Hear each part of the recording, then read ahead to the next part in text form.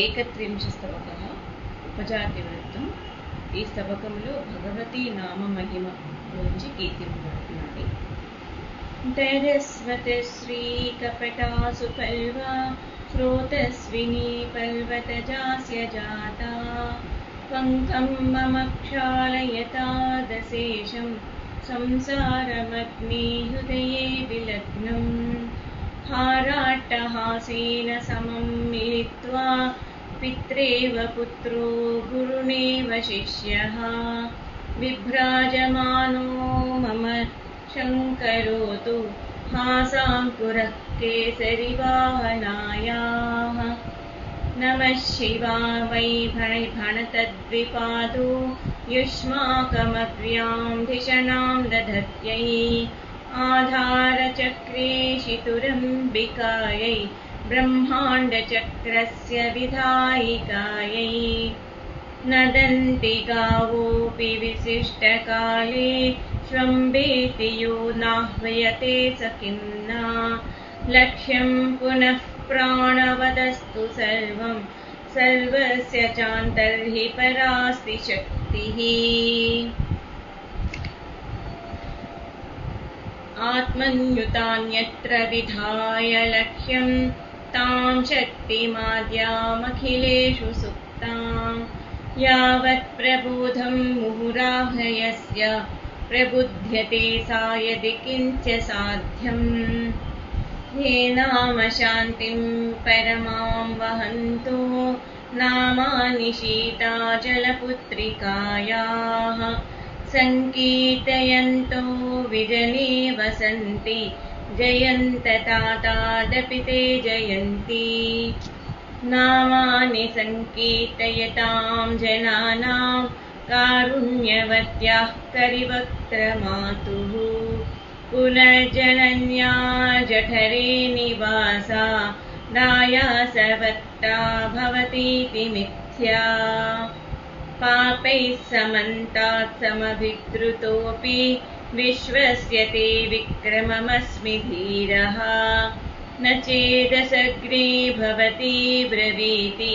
नामानि शीतांशुभृतो हतोऽहम् देहीति सम्पल्लवदत्पितानां द्वारेषु घोषं कुरुषे परेषां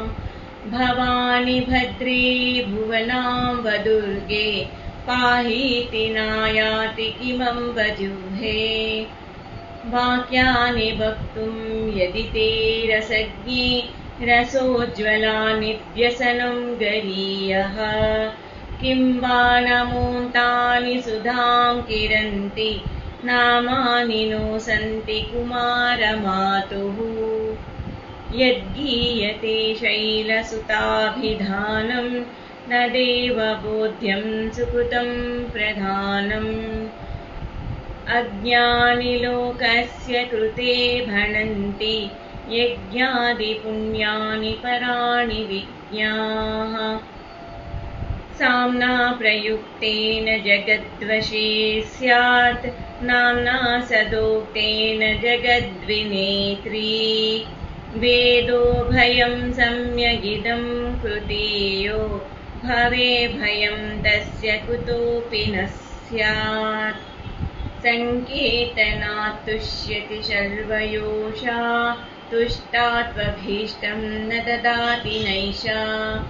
इमं त्वविज्ञाय जगत्युपायं व्रजन्तपायं बहुधा मनुष्याः भाषे भुजङ्गाभरणप्रियाया नामानि कामानि तरान् विहाय अपि प्रपञ्चातिघोरकृत्यं करोतु किं मां तरणीरपत्यम् यज्ञेन दानैः कठिनव्रतैर्वा सिद्धिं य इच्छेत् स ग्रहीतुमिच्छेत् मातुश्शयानोज्गतले शशाङ्कं महेश्वरीं कीर्तयतस्तु सिद्धिः रहस्यतन्त्राणि विविच्य दूरं व्याजं विमुच्य प्रवदामि सारम् नामैव कामारि पुरन्ध्रिकायाः सिद्धेर्निदानं न मखो न दानम् पीयूषमीशन्मधुरं भणन्ति ये नाम रामाधरपानलोलाः कामारि रामाह्यगानलोलाः कवीश्वरः काङ्किकमालपन्ति सुधाघटकोऽप्यधरो वधूनां कविः सुधातो यधरोऽभिधेयः अयं सुधावीचिवितानमाली नाम प्रणादो नगकन्यकायाः सुरालये भातितरां सुधैका सुधा परा वाचि महाकवीनां बिम्बाधरे कङ्कदृशां सुधान्या सुधेतरा नामनिलोकमातुः माधुर्यमाभात्यधरे वधूनां चकोरबन्धुश्चकले प्रसादः तिस्रोतसो वारिणि पावनत्वं त्रयं च नाम्नि त्रिपुराम्बिकायाः या माधुरी प्रेमभरेण दष्टे जागर्ति कान्ता वरदन्तचेले सा दृश्यते भक्तिभरेण गीते